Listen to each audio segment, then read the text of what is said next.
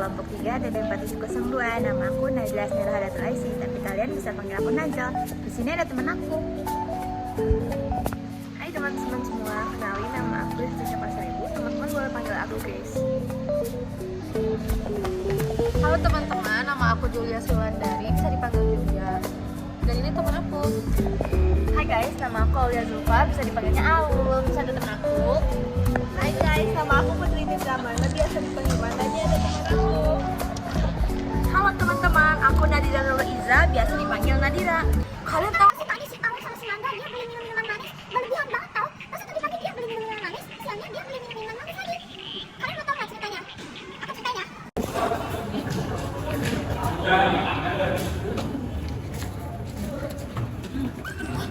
Kalian beli minuman manis lagi?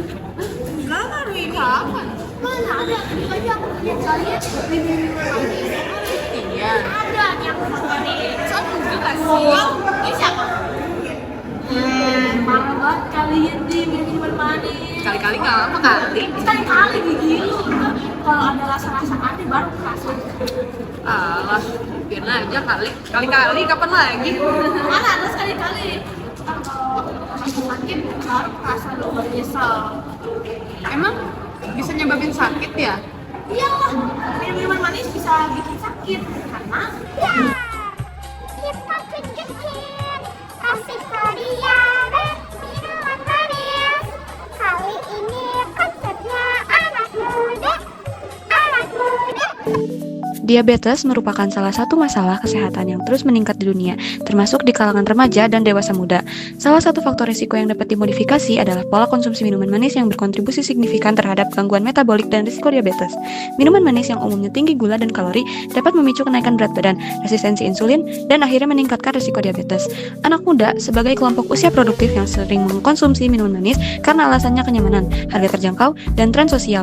Studi menunjukkan bahwa kebiasaan ini meningkatkan risiko gangguan metabolik, termasuk diabetes. Penelitian ini relevan untuk memahami hubungan antara pola konsumsi minuman manis dengan risiko diabetes, khususnya di kalangan anak muda. Penelitian ini bertujuan untuk menganalisis pola konsumsi minuman manis pada anak muda dan hubungannya dengan risiko diabetes. Melalui pendekatan ini diharapkan dapat diperoleh data kuantitatif yang memberikan gambaran tentang frekuensi konsumsi minuman manis serta potensi risiko kesehatan yang mungkin timbul akibat kebiasaan tersebut. Analisis ini dilakukan untuk memberikan pemahaman yang lebih mendalam mengenai dampak gaya hidup anak muda terhadap risiko diabetes tanpa memberikan intervensi berupa pengetahuan atau edukasi langsung. Output yang diharapkan melalui penelitian ini diharapkan dapat tumbuh kesadaran di kalangan anak muda mengenai risiko diabetes akibat kebiasaan mengonsumsi minuman manis. Metodologi pada penelitian ini di mana subjek penelitian kepada kalangan anak muda, konsep yang digunakan menghitung mengonsumsi minuman manis, probabilitas menggunakan data kuantitatif dari kuesioner. Yang selanjutnya ada sasaran dan target. Sasaran dan target pada penelitian ini yaitu kalangan anak muda berjumlah 50 responden. Lalu ada variabel utama di mana independen atau X adalah konsumsi minuman manis dan dependen Y di mana tingkat kesadaran pada risiko diabetes akibat minuman manis. Lalu ini ada hasil pengumpulan data dari Google Form yang telah kita buat, berjumlah ada 51 respon dengan 27% laki-laki dan 72,5%-nya perempuan. Selanjutnya ada pertanyaan, apakah kamu mengonsumsi minuman manis? Dan kebanyakan sebanyak 94,1% mereka mengkonsumsi minuman manis. Lalu yang biasa diminum tuh ada teh manis, susu, soda, air mineral, kopi, teh pucuk, kopi susu, atau catai.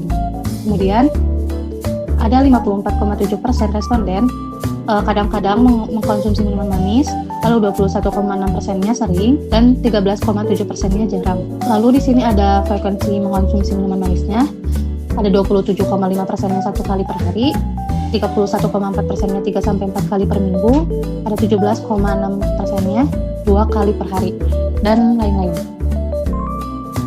Kemudian kita lanjut ke pengumpulan data selanjutnya.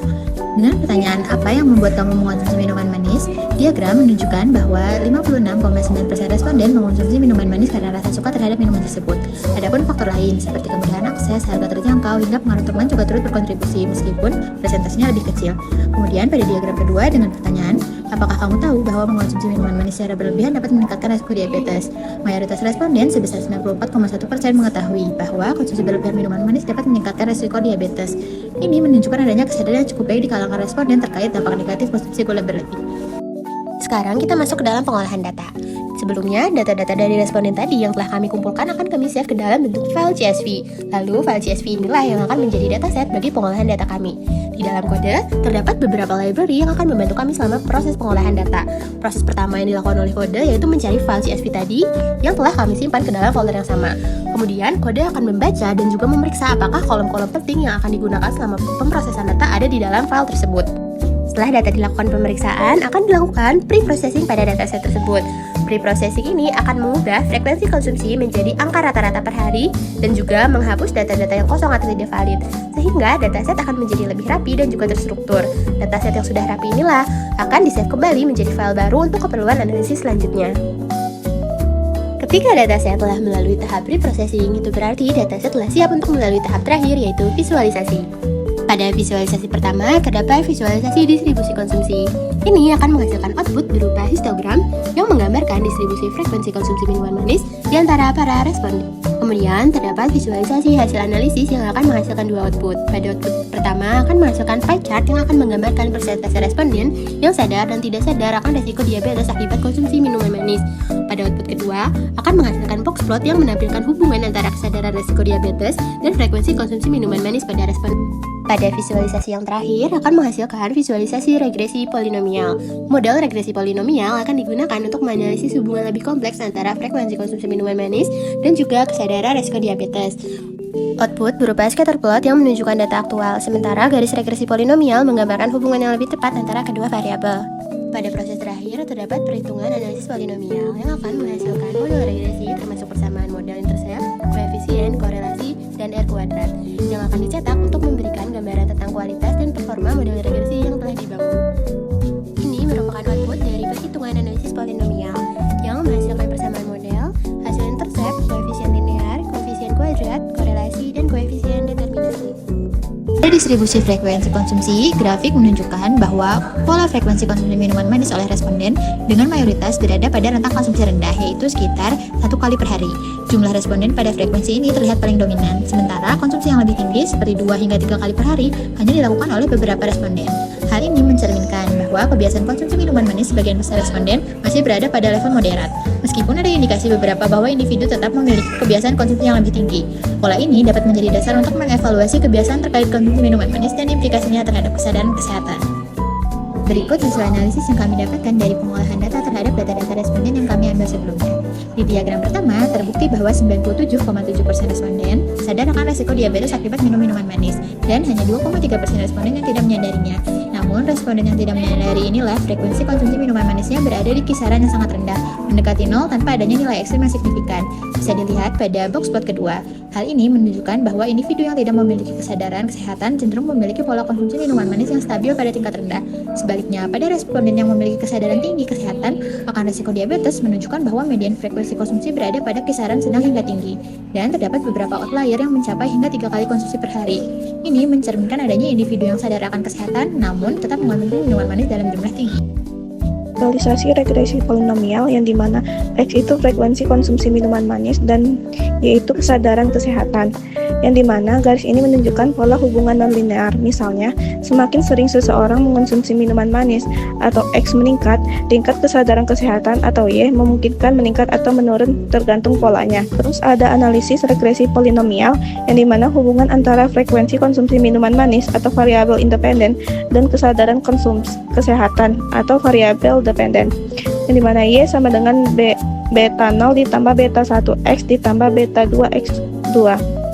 Y sama dengan kesadaran kesehatan, X sama dengan frekuensi konsumsi minuman manis, B0 sama dengan interpen atau konstanta, B1 koefisien linear, B2 koefisien kuadrat.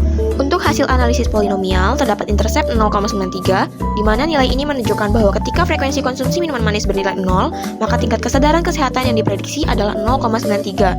Artinya, tanpa konsumsi minuman manis, individu masih memiliki tingkat kesadaran kesehatan yang relatif tinggi. Selanjutnya, koefisien linear 0,08. Nilai ini menunjukkan bahwa setiap peningkatan 1 unit dalam frekuensi konsumsi minuman manis akan meningkatkan kesadaran kesehatan sebesar 0,08 unit. Dan untuk koefisien kuadrat sama dengan minus 0,02, koefisien negatif ini menunjukkan bahwa setelah mencapai tingkat konsumsi tertentu, peningkatan konsumsi lebih lanjut justru menurunkan kesadaran kesehatan. Efek ini menggambarkan pola hubungan kuadratik, di mana konsumsi yang terlalu tinggi memiliki efek negatif pada kesadaran kesehatan. Terdapat korelasi sebesar 0,13, di mana dia menunjukkan bahwa hubungan antara frekuensi konsumsi minuman manis dan kesadaran kesehatan sangat lemah. Karena apabila mendekati 0, maka hubungannya sangat lemah atau tidak signifikan. Dan untuk koefisien determinansi, R kuadrat sama dengan 0,02, ini nilai yang sangat kecil, yang menunjukkan bahwa model regresi polinomial hanya mampu menjelaskan 2% dari variasi dalam kesadaran kesehatan yang dapat dijelaskan oleh frekuensi konsumsi minuman manis. Sekian dari kelompok kami. Terima kasih buat teman-teman yang sudah mau menonton. Bye.